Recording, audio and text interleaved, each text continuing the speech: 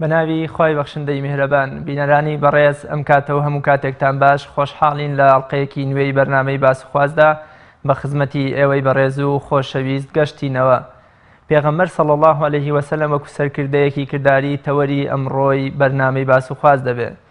ڕۆژێک ئەبوو هوڕەیرەی هاوڵی پێغەمبەری خوددا صلی الله عليه وسلم کە یەکێک بوو لە هاوڵانی ئەهلی سوفە زۆری برسی بوو، ڕاستەوخۆش ڕووی نەبوو داوای نان و خواردن بکە. بە ئیمامی ئەبوبەکر گەیشت و داوای تەفسیری ئایەتێکی لێکرد کە هاندان و ئاماژەیە بۆ بەخشین و ناندان، بەڵکو بەو مەبەستە ئیمامی ئەبوبەکر تێبگا و نانی بداتێ. بەڵام ئیمامی ئەبوبەکر ڕاوەی ئایەتەکەی بۆ کرد و تێنەگەیشت لە مەبەستەکەی و ڕۆشت. بە هەمان شێوەش گەشت بە ئیمامی عومەر و ئەویش بە هەمان شێوە تەنها ڕاوەی ئایەتەکەی پێگوت و چوو. دواتر گەشت بە پێغەمبەری خوا صلی الله عليه وسلم و هەمان داوای لێ کرد. پێغەمبەری خودداش لە مەبەستەکەی گەشت و بردیەوە بۆ ماڵی خۆیان و تێرنانی کرد و ئینجا بەڕێی کرد، چونکە پێغەمبەری خوددا دەیویست واتای ئایەتەکەش بە کردار بسەلمێنێ. بەڕێزان، بە درێژایی مێژووی مرۆڤایەتی سەدان بیرمەند و فەیلسوفی ناودار لە بواری تێور و نەزەریدا سەداندی دوو بۆ چوون و ڕێچکەیان بۆ مرۆڤەکان داناوە، بەڵام زۆر کەم خۆیان بە کرداریان کردووە و نەیان خستۆتە بواری عەمەلیەوە. بەڵام پێغەمبەری خوددا وەک ئیمام و سەرکردەیەکی مەیدانی و کردداری موسڵمانان بەر لەوەی ڕێگریەک لە هاوڵانی بکە یا فەرمانیان بە شتێک پێ بکە، خۆی پێش هەمووان ئەو ڕێگری و فەرمانەی جێبەجێ دەکرد بۆ ئەوەی هاوڵانیشی چاو لەو بکەن.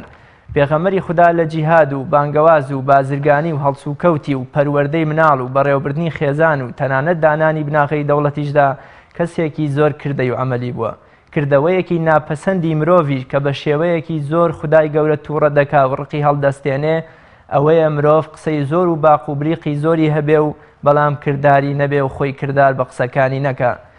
پێغەمبەری خوددا صلی الله عليه وسلم ماوەی 13 ساڵ لە ماڵی ئەرقەمدا وانەی تیۆری و نەزەری بە موسڵمانان دادا، دواتر لە مەدینەدا ئەمانەی کردە کردار. لایەنی تیۆری و عەمەلی لە ژیانی پێغەمبەری خوددادا چۆنە و چه پانتاییەکی داگرتووە. پێغەمبەری خوددا هێندەی مەیدانی و عەمەلی بووە، کەمتر قسە و نووسینی هەبووە. ئایا ئەمە سیفەتێکی بەرزی سەرکردەیەکی کاران نییە؟ پێغەمبەری خوددا هەم ئیمامی محراب و هەمیش سەرکردەی دەوڵەت و کارگێڕیە. کۆکردنەوەی ئەم دوو ڕوانگەیە لای پێغەمبەری خوددا بە چ مەبەستێکە؟ پێغەمبەری خوددا لە 27 سریە و غەزادا خۆی سەرکردایەتی کردووە. ئایا ئەمە وانەیەکە بۆ سەرکردەی موسڵمانان کە چۆن لە میحرابی مزگەوتدا پێشەنگە دەبێت لە ناڕەحەتی و گرژی موسڵمانانیشدا پێشەنگیان بێ و خۆی لەوان بە زیاتر نەزانێ. بینەرانی بەڕێز، پاش ناوبڕێک لەگەڵ میوانەکەم زۆر بەڕێز مامۆستا عەفان شێخ ستیغزەرگەتی زانای ئاینی تاوتوێی ئەم پرسیارانە و چەند پرسیارێکی تر دەکەین.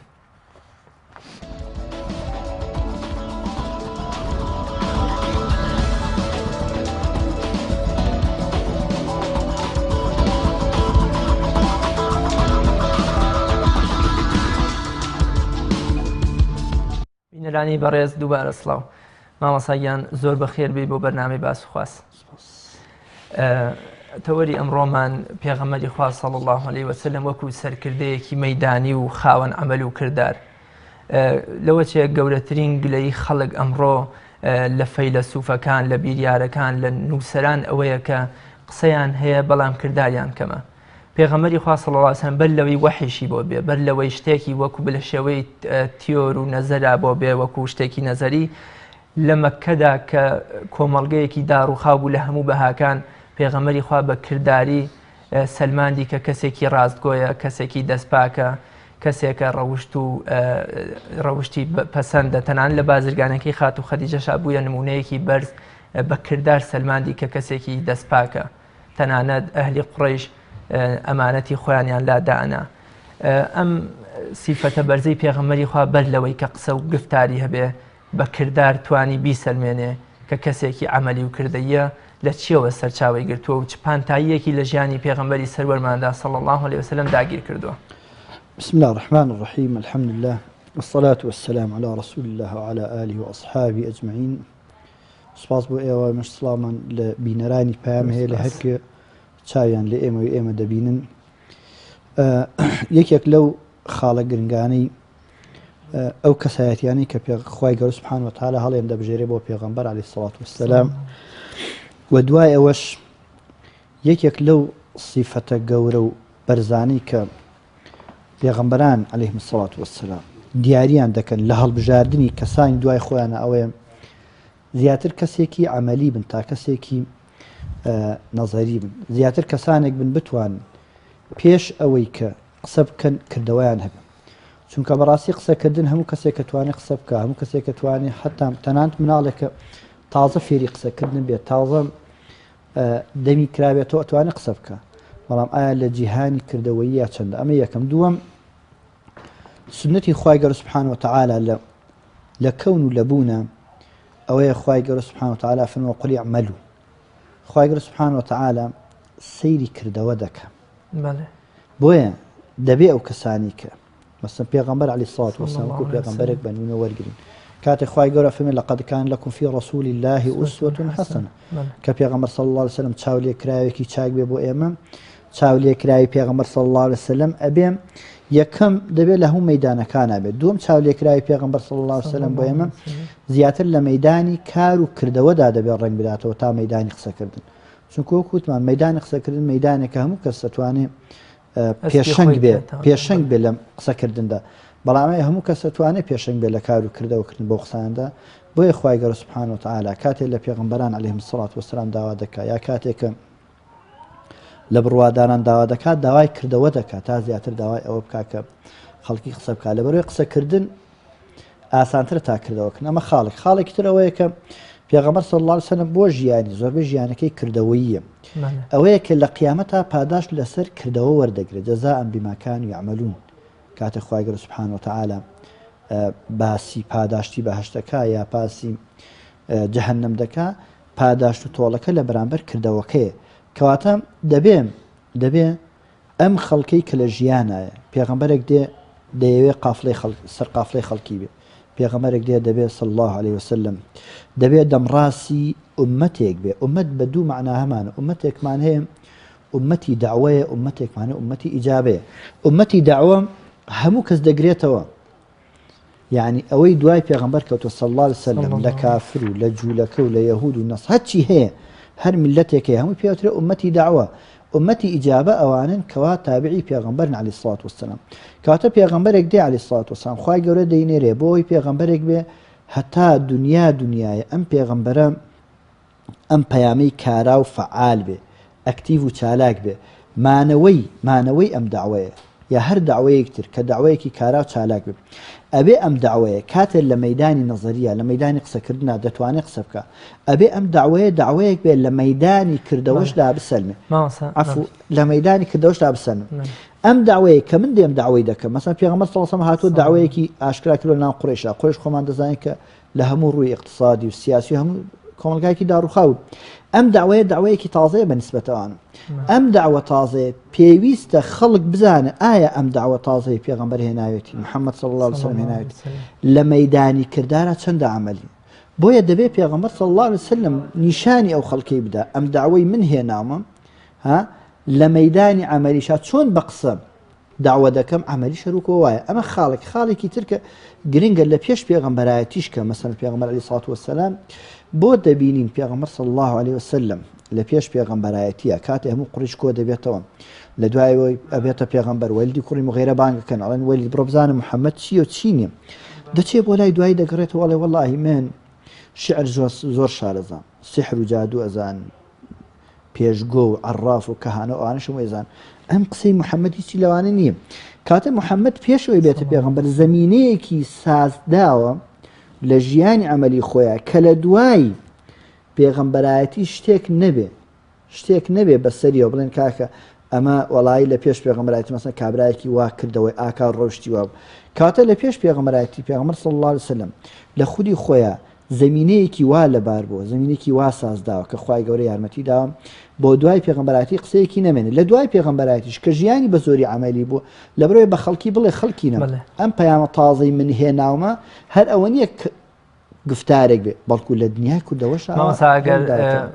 جێبەجێکردن یا تەطبیقکردن یا بە عەمەلیکردنی قورئانی بخستایەتە سەرشانی هاوڵان پێ ئەچوە و کاتە هاوڵانی بەڕێز لە نەزانی خۆیانەوە کۆمەڵێ هەڵە و ئەو شتانیان بۆ ئەم دینە دروستە کرد بۆیە پێغەمبەری خوا وەکو ڕابەرێکی دڵسۆز ئەم قورئانەی بە عەمەلی کرد خاڵێکە زۆر گرنگە لێرە ئەوەیە ئەم داوای یەکەم تازەیە لە هەموو ڕوویەکەوە تازەیە بانگەوازێکە 570 یا 71 ساڵە ئەم جەزیرەة العرب ئەوەی کە پێغەمبەر سەڵسەلام بێتە پێغەمبەری تیا نەهاتوو لەبەرەوەی ئەوان چەند ساڵێک ڕاهاتوون لەسەر ئەو بارودۆخی هەیەن مثلا لە ڕووی کۆمەڵایەتیەوە لە ڕووی سیاسیەوە لە ڕووی اقتصاد و ئابووریەوە لە ڕووی عسکەریەوە ئەم بارودۆخی کە لە باریان هێناوە خۆیان یعنی لە ڕێیەک بناغەیەکی هەڵیان بۆ دانا پێغەمبەر صلی الله علیه وسلم دێت ئەوێ هەموو لایەنەکانی ڕاستکاتەوە لە اقتصاد لە اجتماع لە سیاست لە چی هەمووی ڕاستکاتەوە ئەم پێغەمبەرە دێت عەلەیهی سەڵاتو وسەلام ئەگەر تەنها بیەوێ بە گفتار ڕاستیکاتەوە یا وەکو کەسێک لەسەر کورسیەکی بەرز ئاوا دانیشێ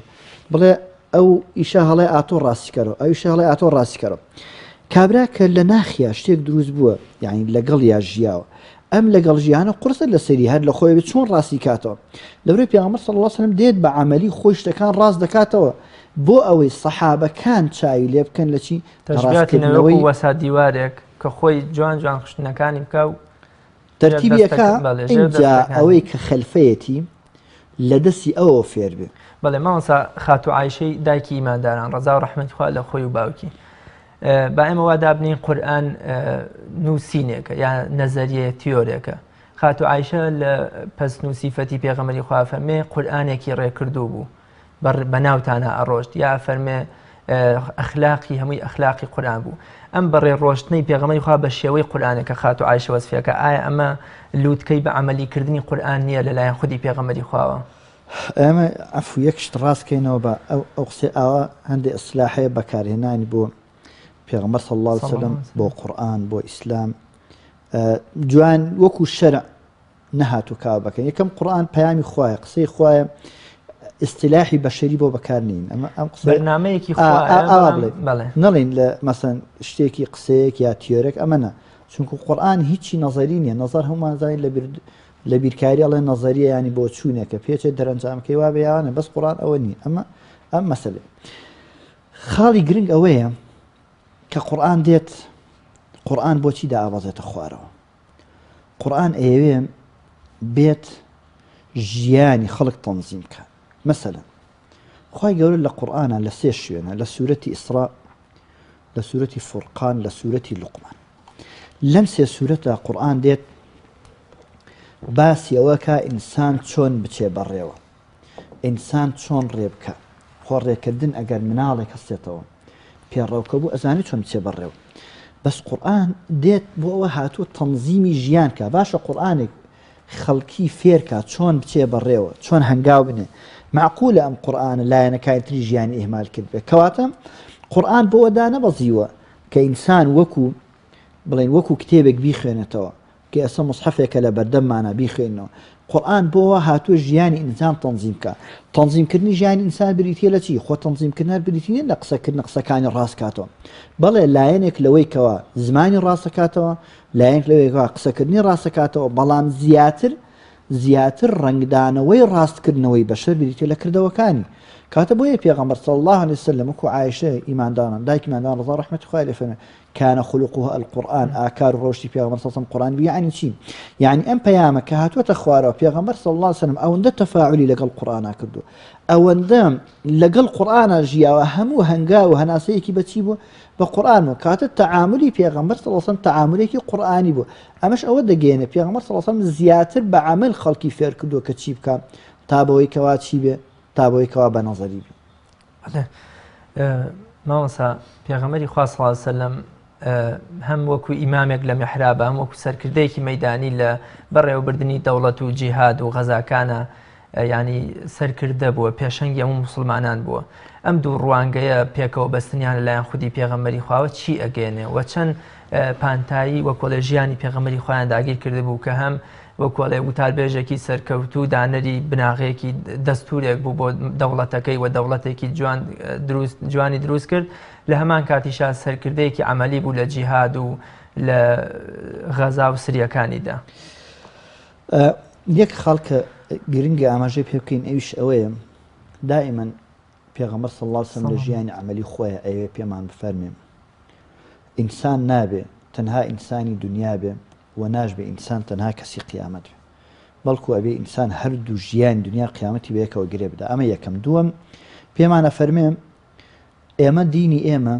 ئاینی ئێمە قورئانی ئێمە کاتۆ بۆ پێغەمبەر صلی الله عليه وسلم. ئەم ئاین و قورئانە نەهاتوو بۆ ئەوەی فێرمان کات تەنها پەیوەندی شخص بەخواوە چییە. کاتە پێغەمبەر صلی الله عليه وسلم فێرمانەکە ئەفەرمێ من چۆن لە مزگەوتە ئیمامی ئێوەم، چۆن لە مزگەوتە ڕابەری ئێوەم، لە مەیدانی شاروام دەبینن ژیانی پێغەمبەر صلی الله عليه وسلم داها نمونەی گەورە و بەرجەستەی تێدایە کە پێغەمبەر صلی الله عليه وسلم کە چۆن ئیمامەتی بۆ خەڵک کردووە لە نوێژە هەروەها ئیمامەتیش لە جیهادا بۆ کردوون، چۆن لێرە پێشەنگ بووم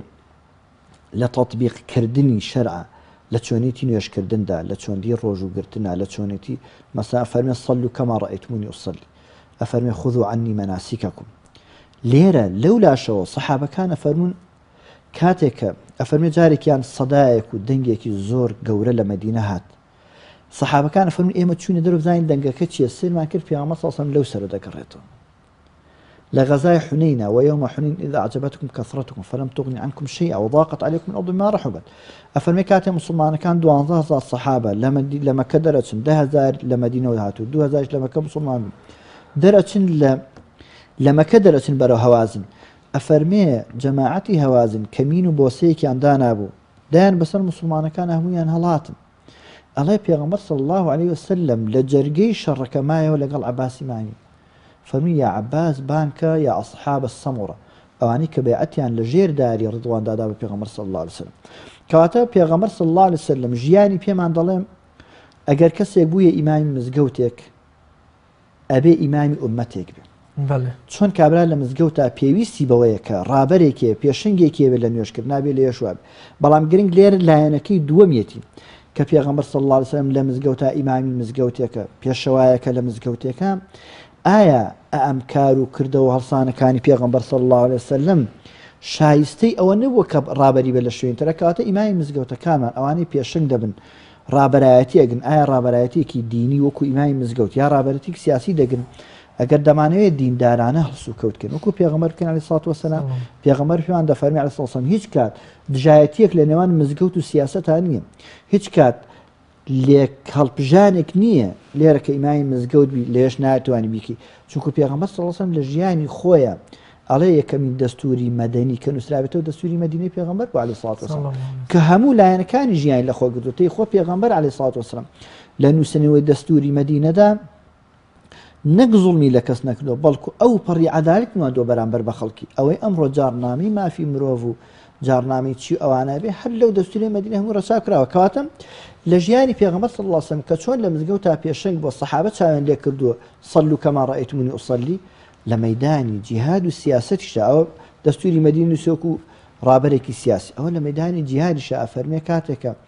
گەرمەی شەڕ بووایە ئێمە پەنامان دەبردە بەر پێغەمبەر عەلەیهی سڵاتو وەسەلام. کاتە پێمان دەفەرمێ ئەو کەسانێ ئەیانەوێت دینداری بکەن ئەگەر دانەوێت دینداریەکی کامڵ، دینداریەکی تەواو، دینداریەکی ڕێک و ڕەوا و ڕەسەن بکەن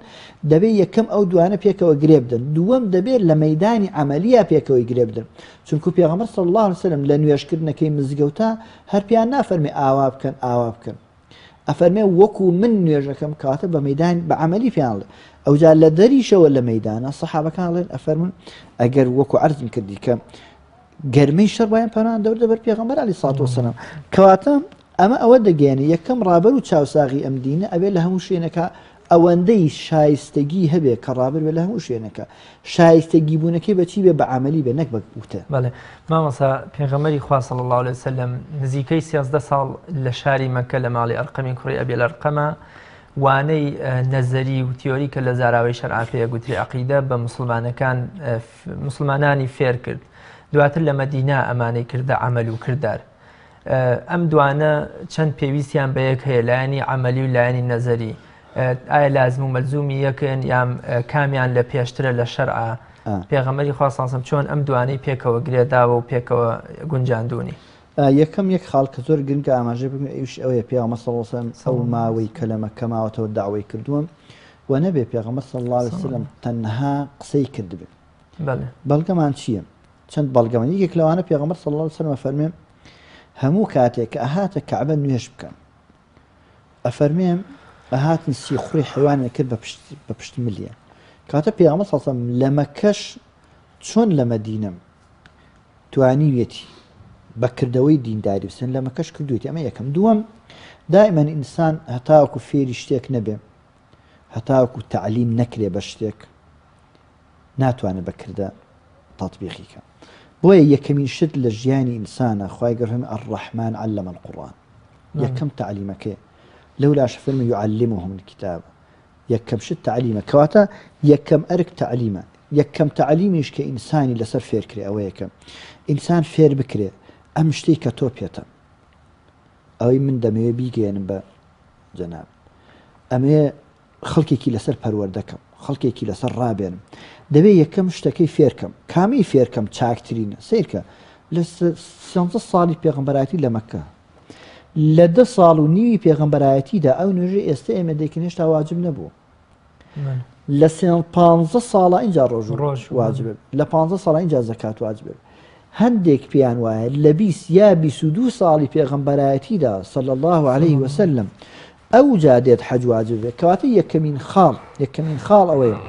کە ئەو کەسە فێرکەی فێری ئەو بەرنامەیەکی کە هاتە ئەو پەیڕەوەی کە هاتە ئەو خەت و نهجەی کە هاتە تۆ تێ بەرنمەیەکە بیگەێنی ئەم بەرنمەیە کە دەیگەێنی یەکەم فێری دەکەی ڕای دێنی لەسەری بەرنمەکەی من ئەمەیە بەندەکانی بەرنامی من ئەمەیە لێرەوە دەست پێەکە ئاوای ئەم بەرنمەیە کە فێریەکە کە ڕای دێنێ لەسەری طبعا دەبێ ئامادەی تەصحیح بێ بۆی پێغەمبەر صلی الله علیه و سلم لە مەکەش تەصحیح داوە قوربانی داوە لە پێناوی بەرنامەکە بەڵام ئەوەی کەوا پێویستی بە عەمەل و بەکردەوەیە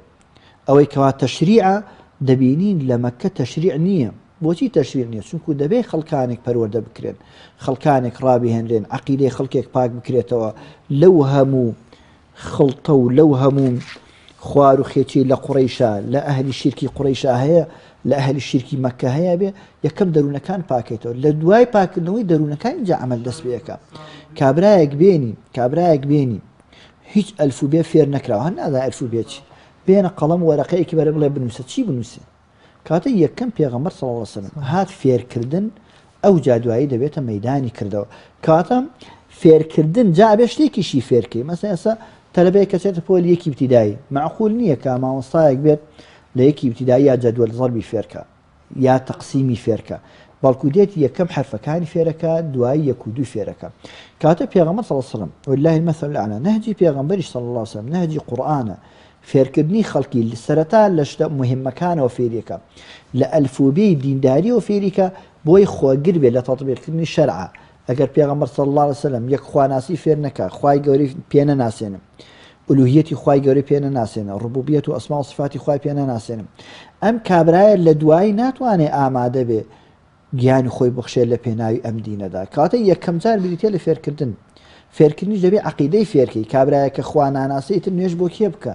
کەسێک کە خوا نەناسێ ڕۆژوو بۆ کێ بگرێت زەکات بۆ کێ بدا حەج بۆ کێ بکە کاتە خاڵی یەکەم کە ئەهەمترین خاڵە گرنگترین خاڵەکە دەبێت مسلمان سەرەتای دەستپێکردنی دینداری لە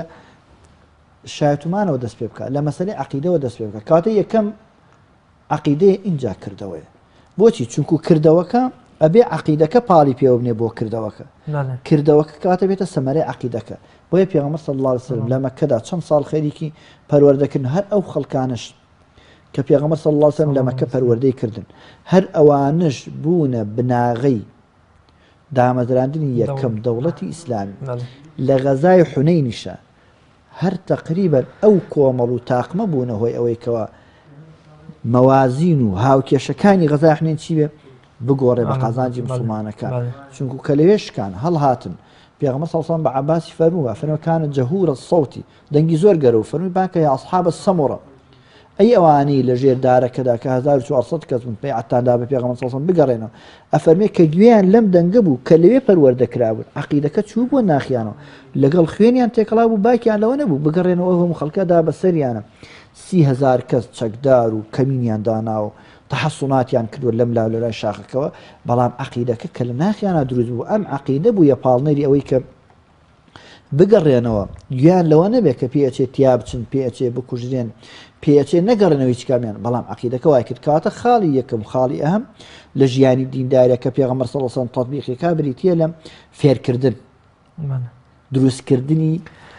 کەسێتی کەس بۆی بتوانێت ئامادەی تەصحیح بێت پێت وایە ئەو کەسەی کە خۆی زۆر شارەزایە بە پەیامێک یا بە تیۆر و نەزەریەیەک هەر ئەو شایانی ئەوەیە کە ئەم تیۆر و نەزەریە بکە بە عملی. بۆ نمونە پێغەمبەری خوا صلی الله علیه و سلم سەردەمەکەی کە 23 ساڵە و لەگەڵ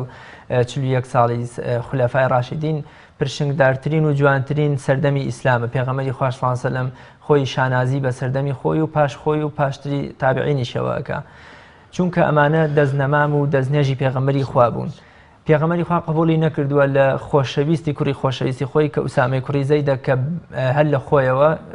کابرایەکی کوشت و هەرەوەی کەوتێتی لا ئیلاهە ئیلا الله، چونکە ئەمە لەگەڵ وحی و پەیامی خوایان نەگونجاوە. بەڵام هەز ناکەی دواتر کە مسلمانان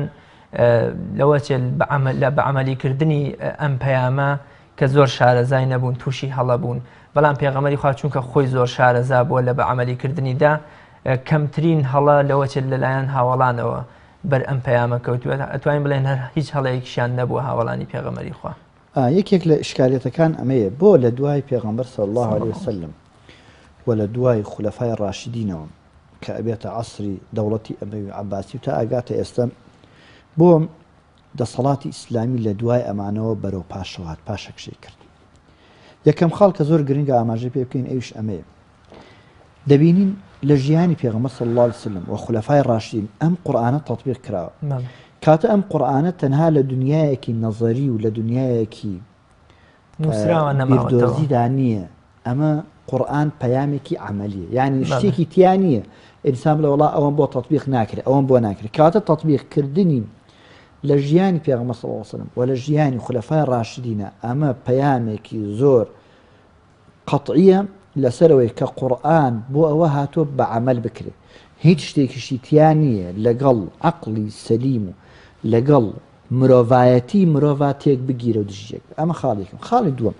بۆچی لە دوای سەردەمی پێغەمبەر صلی الله علیه وسلم لە دوای سەردەمی خولەفای ڕاشیدین دەبینین وردە وردە لێکترازان دروستە بێت، دەبینین وردە وردە دووریەک لە نێوان دین و دینداریە دروستە بێت، لە نێوان دین و دینداران دروستە بێت. یەکێک لە هۆکارەکان ئەوەیە کە کەسێک مسلمان دەبوو لە سەردەمی پێغەمبەر صلی الله علیه وسلم بە هەموو وجودی هاتە ناو ئیسلام، هەرچی لە غەیری ئیسلام بوو لە خۆی ئەکردەوە.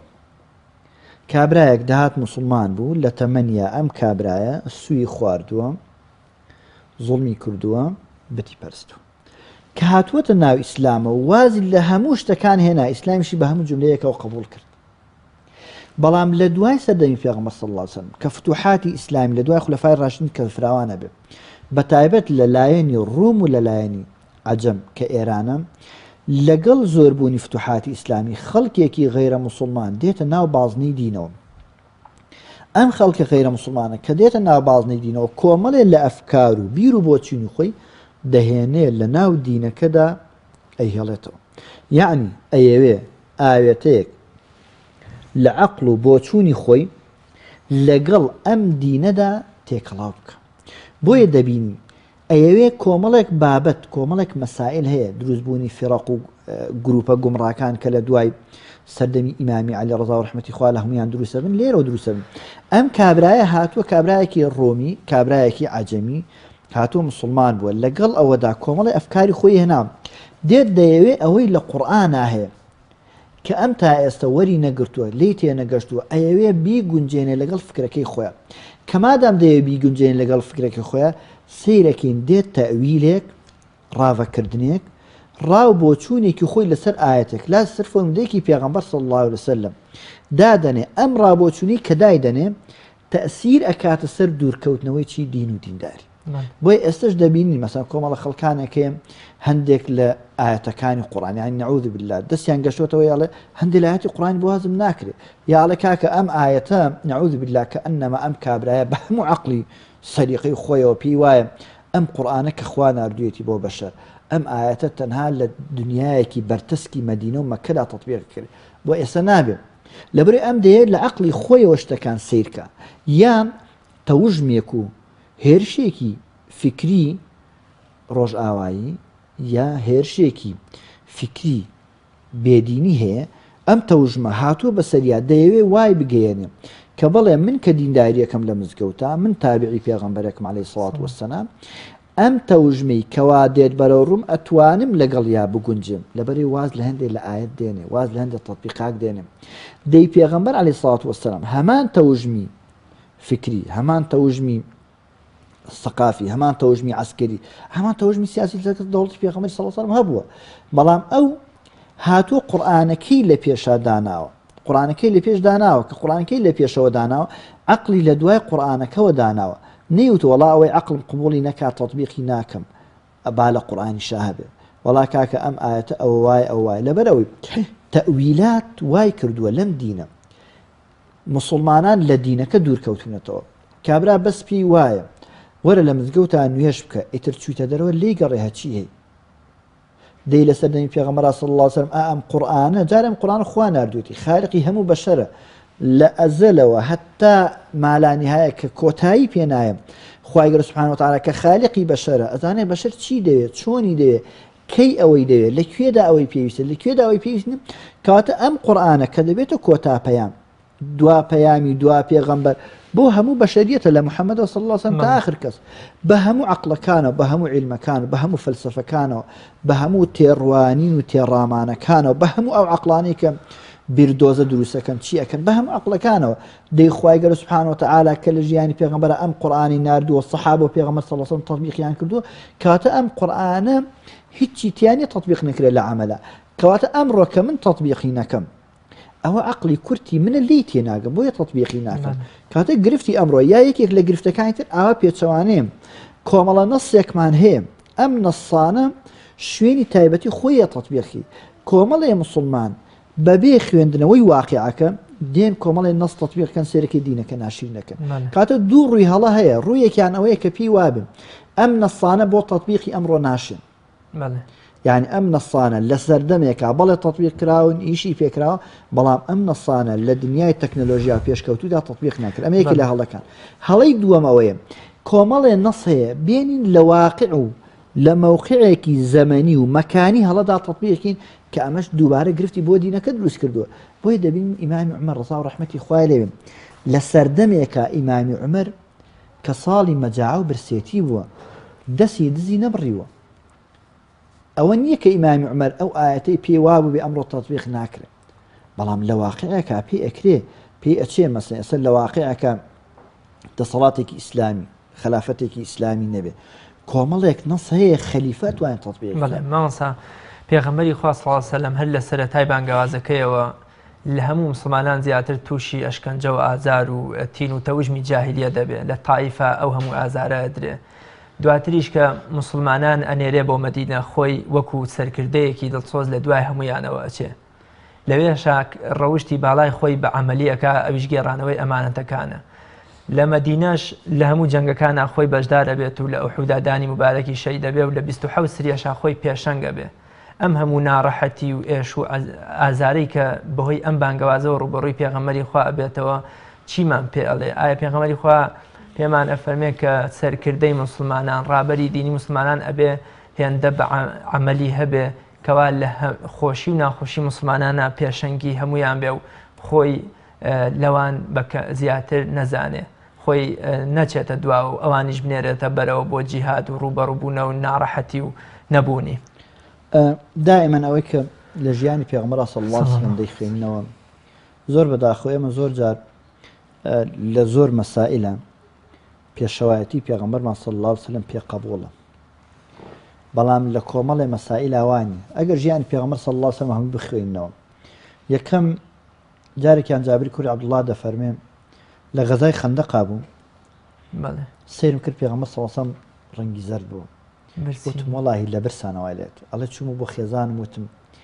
وتم پێغەمبەری خوا صلی الله علیه وسلم ڕەنگی زەرد بۆ برسێتی چیمانێ وتی ئا بەرخێکی بچووک و هەندێک ئاردمان هەیە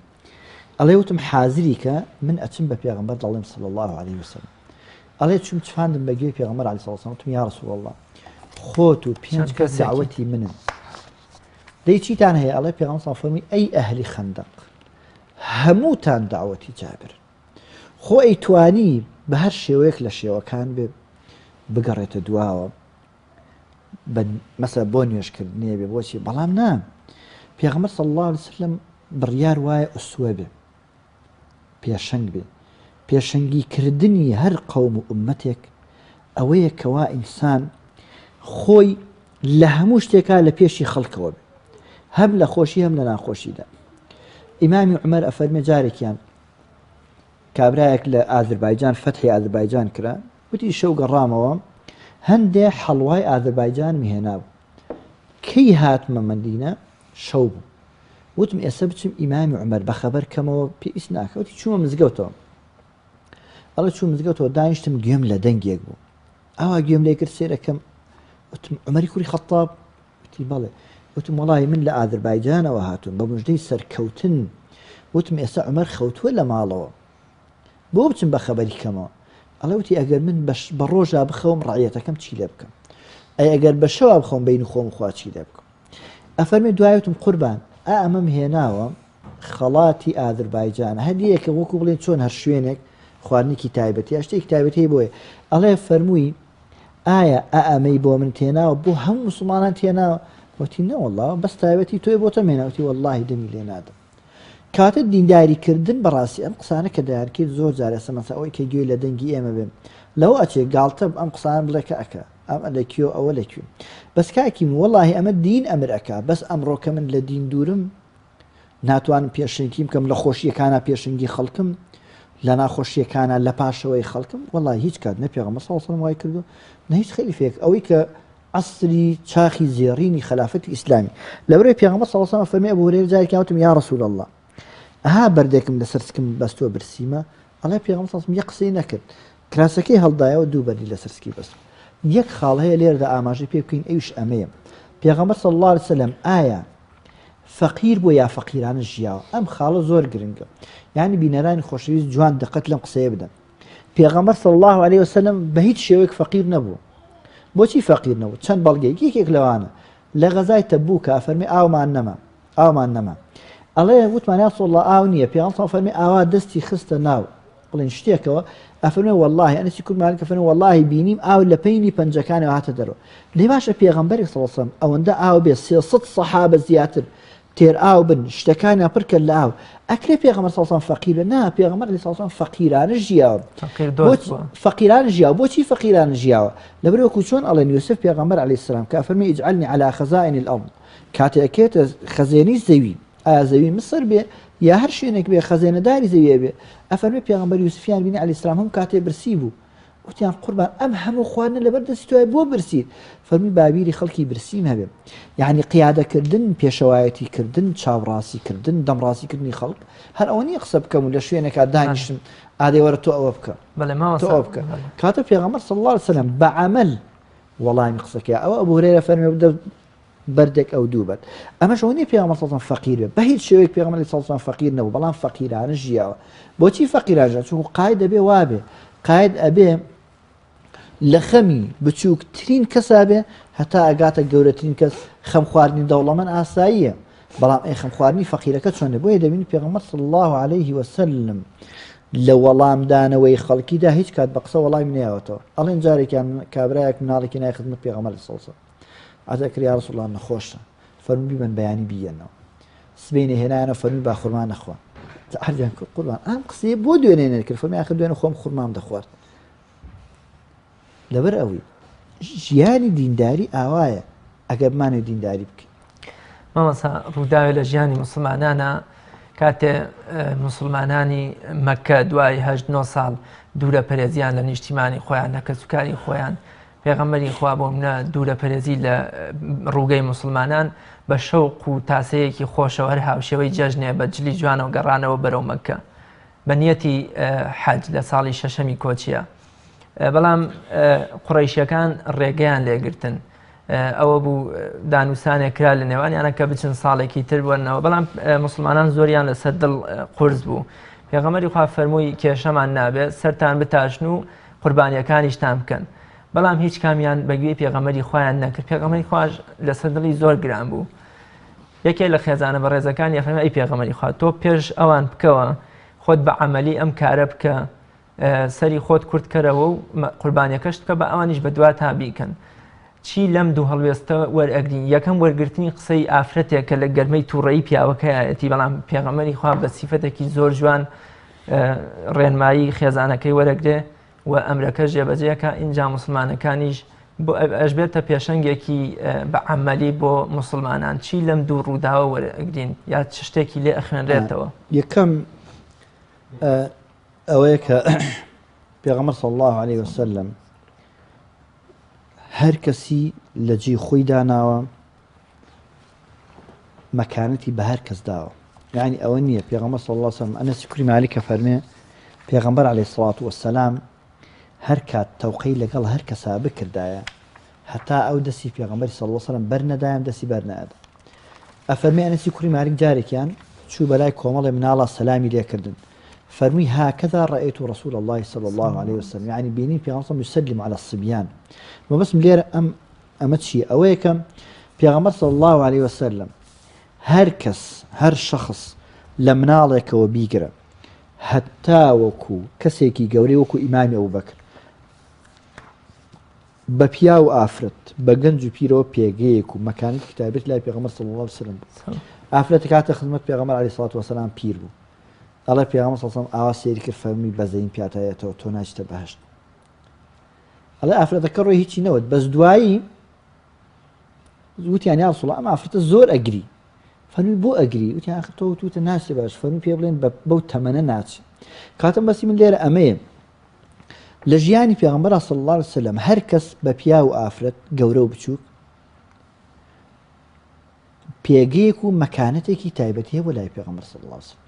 يعني ئەوە نەبووە پێغەمبەر صلی الله عليه وسلم ئیتر لە پلەی پێغەمبەرایەتی کە بەرزترین پلە و مەرتەبەیە بە ئینسانە بەخشرێن ئیتر حساب بۆ هیچ کەس نەکا. ئەمە یەکەم. دووەم ئەم ڕووداوەی سوڵحی حودەیبیە کە پێغەمبەر صلی الله عليه وسلم فەرمووی سەرتان تاشن قوربانیەکەتان بکەن کە نەیان کرد دوای ئومو سەلەمەی خێزانی بوو لەگەڵیان ئەو فەرمووی پێغەمبەری خوا صلی الله عليه وسلم تەوا بکە. دوو شتی تێدا یەکەم ئەوەیە سەحابە کۆمەڵگایەکی بەشەرین هەندێک خەڵک بڵێ کاکە سەحابە لەکوێ و ئێمە لەکوێ سەحابە توان قورئان تەرجمە بکەین بۆمان ناکرێت سەحابە کۆمەڵگەیەکی بەشەرین.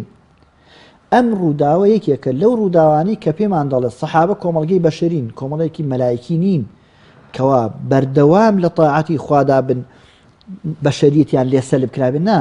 ئەوە تا پێغەمبەر صلی الله عليه وسلم ئەمرەکا و هیچ کەس هەمووی دانیشتو ئاوە خەمبار بێتاقەت حتا ئیمامی عومەر ئەفەرمێ وتی ئەی ئەبوو بەکر بۆ پێغەمبەر صلی الله عليه وسلم نەیفەرمووە ئەچینە مەککەوە بۆ ناچین ئەڵڵێ فەرمووی ئەی عومەر پێغەمبەر صلی الله عليه وسلم نەیفەرموو ئەم ساڵ ئەچین فەرموویەتی ئەچین بەس خۆ نەیفەرموو ئەم ساڵ. يعني بزانە کەواتە سەحابە کۆمەڵەکەیەکی بەشەرین لە بەشەری بوونی سەحابە لێرە سێرەکەی ئینتاعی پێغەمبەر صلی الله عليه وسلم ناکەن کە ئەفەرمێ قوربانیەکانتان بکەن و سەرتان تاشن. ئەمە یەکەم. دووەم هەر لەو ڕووداوە ئەوە ئەگەیەنێکەوە جاری وا هەیە فەهم و تێگەشتن لە دەقەکان لە ژیانی خەڵکیدا تۆزە ئشکال و ئاستەنگ دروستە بێت لە تەطبیقکردنیە. بۆیە پێغەمبەر صلی الله عليه وسلم چوە ژوورەوە دوعای لە سەحابەکە نەکرد قسەی پێ نەوتن سوکایەتی پێ نەکردن مایوس نەوە بڵێ وەڵڵا تازە تەواو تۆ سیر کرد لە دوای 19 ساڵ لە داوە لە بانگەواز لە دینداریکردن ئێستا بەگوێم ناکەن کۆرە بچن مەسەن کابرا بڵێ بڕۆ لەو خوارنا. ئەمە یەک خاڵ. ئەمە خاڵی دووەم ئەوەیە وەکو عەرزم کردی پێگەی هەموو کەس لای پێغەمبەر صلی الله عليه وسلم پارێزرا بوو لەو پەڕی ناڕەحەتی لەو پەڕی بڵێن دەرونی ئازاری پێگەشتۆ کە بەگوێی ناکەن یەتە ژوورەوە ئافرەتی قسەیەکی بۆ دەکات. یەک شت کە زۆر مهمە حسابی بۆ خێزانەکەی دەکات نافرە کوڕە بڕۆ بەگوێ پێغەمبەرێکیان نەکرێت ئێستا بەگوێ تۆ نافەرمی کوڕە تۆ نازای مشکلەی من چییە یەکسەر پێغەمبەر صلی الله عليه وسلم بۆی باس کرد کە قسەکە چییە. ئەم ئافرەتەش ئەوە هات بە مێشکیا کەوا بڵێ تۆ بڕۆ بە عەمەلی ئەوە بکە پێغەمبەر صلی الله عليه وسلم نەیفەرموو باشە من پێغەمبەرێکم بەگوێیان نەکردم چۆن بەگوێ تۆ ئەەکەم. کەواتە هەموو کەس پلۆپایی لای پێغەمبەر صلی الله عليه وسلم هەیە زۆر بەداخەوە ئێمە زۆر جار ئێمەی مسلمان ئێمەی ئەهلی ئیمان ئەوەندە لەگەڵ بەرامبەرەکانمانە خراپین بەتایبەت لەگەڵ خێزان و مناڵمانە خراپین خەڵک وا ئەزانێ ئەمە دین ئەمرن پێکاوێ بەس مع العلم پێغەمبەر صلی الله عليه وسلم لە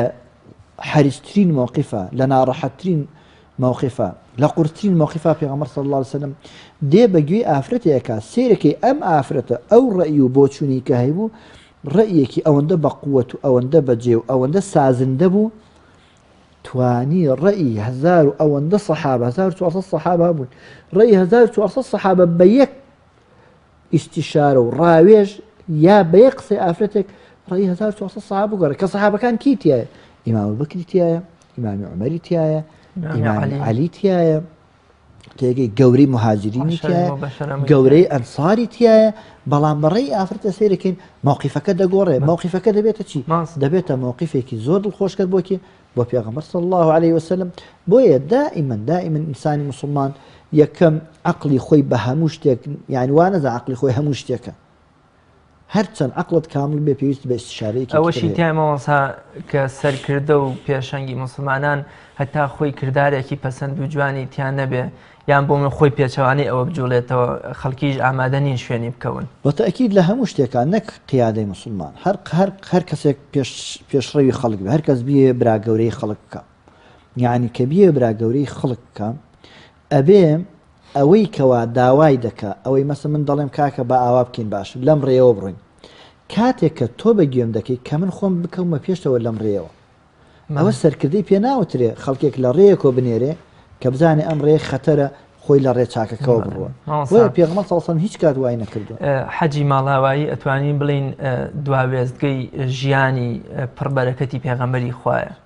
کۆمەڵێ لە مفەسیرین و زانایانجا فەرمون کۆتا ئاەتی قورئان لە حەجی ماڵئاوایی دێتە خوارەوەی پێغەمبەری خوا کە گەڕێتەوە نیشانەی مردن و نەخۆشی لێ دەرەکەوێت پێغەمبەری خوا صلی الله علیه و سلم لەوێ لە بەردەم ئەو هەموو سەحابە بەڕێزەی کە لەگەڵ یایەتی و ئیمانیان هێناوە کارەکانی خۆی پێشچاوی مسلمانان ئەخاتەوە و ئەفەرمێ ئایا پێم گەیاندن ئەوانیش ئەڵێ بەڵێ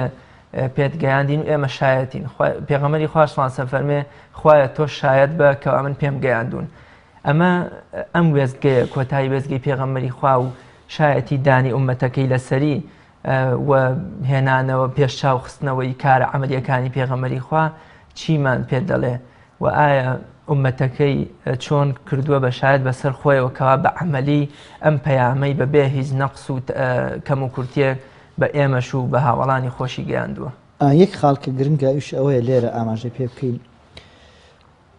قەسدی پێغەمبەر صلی الله علیه وسلم لە بەیانکردن لە باسکردنی ئەو مەسائلە زۆرەی کە لە حەجی ماڵاویە باس کرد ئەوە نەبووە کەوا بیکوتێتەوە بە دەموچاویانە بڵێ من ئەوەم بۆ کردن بالضبط عکسەکەی ڕاستە عکسەکەش ئەمەیە کەوا لە ناو ئومەتێکە کاندێک پێی وایە 120,000 کەس لە حەجی ماڵاوی پێغەمبەر صلی الله علیه وسلم 120,000 کەس ئامادە بوون قەسدەکەی پێغەمبەر صلی الله علیه وسلم دیوی دووەمی و کە دیوی دووەمی ئەمەیە ئەی خەڵکینە من کە لە یەکەم ڕۆژەوە هاتووم پێغەمبەری خوام پەیامێک بۆ ئێوە هێناوە عەقیدە و ئیمانێک بۆ ئێوە هێناوە عمل و کردەوەیەکم بۆ هێناوە جیاواز حتا لەوەدا کە باسەکە باسی کۆمەڵێک ئاکار و ڕەوشی جاهیلیەکە مەسەڵەن یەکێک لەوانە ڕیبا یەکێک لەوانە کوشتن یەکێک لەوانە بەتاڵان بردن تا ئاخری ئەوانە پێغەمبەر صلی الله علیه و سلم فەرمی ئەی خەڵکینە کە من یەکەم ڕۆژی ئەلانی پێغەمبەرایەتیم کردووە تا ئەمڕۆ کە ئیتر خواحافیزیتان لێ یەکەم پێ ئەچێ جارێکی تر من لێرە ئێوە ئاوا نەبینمەوە ئایا لەو پەیامەی کە من وتومە لایەن خواوە هێنامەوە بۆ ئێوە ئەوەی کەوا وتومە پێم گەیاند یا پێم نەگەیاند ئەمە یەکەم دووەم ئایا لەم پەیامەی کە من هێنامە لەلایەن خوای گەورە بۆ ئێوە ئایا خاڵێک نوقتەیەک بەندێکی تێدایە کە ئێوە قورس بێ لەسەرتان تەطبیقکردنی هەڵسان پێی ئەمە دووەم سێم ئایا لەم ڕێگە و کاروانی 23 ساڵی پێغەمبەرایەتی منە کە لەگەڵتانە ژیاوم لە ناوتانە ژیاوم هەڵس و کەوتم کردووە ئایا شتێک بووە کەوا من بڵێم و خۆم نیکەم یا بڵێم ئێوە مەیکە من خۆم کردبێتم ئەم هەموو شتانی کەوا کۆی دەکاتەوە کە باس دەکات یەک لە دوای هەر هەموو خاڵێکەوە لە دوای هەر هەموو فەقەرەیە پەرەگرافێکی وتارەکەیەوە ئەفەرمێ وایە یاوانیە وایە یاوانیە بۆ ئەوەی ئەمە بگاتە ئەنجامی ئەوەی کە بە خەڵکی بڵێ خەڵکینم ئەم پەیامی لە من لەلای خوا هێمەنە یەکەم پەیامێکە لەگەڵ عەقڵی بەشەریە تا دەگونجێ دووەم پەیامێکە لە هەموو زەمان و مەکان و ئەشخاصێکە دەرئەنجامێکی عەمەلی باشێ بێ هەر کەسیش بیگرێت بەختەوەری دنیا و قیامەت مامۆستایان کاتی بەرنامەکەمان تەواو و زۆر سپاس دەکەین بۆ ئامادەبوون لە بەرنامی باس و خواسە سەلامەت خوا سەلامەت بینەرانی بەڕێز بەم شێوەیە هاتینە کۆتایی ئەڵقەی ئەمڕۆژمان تا بە یەکگەیشتنەوەیەکی تر بەخوای گەورە و میهرەبانتان ئەسپێرین هەر شاد و سەرکەوتوو بن خواتان لەگەڵ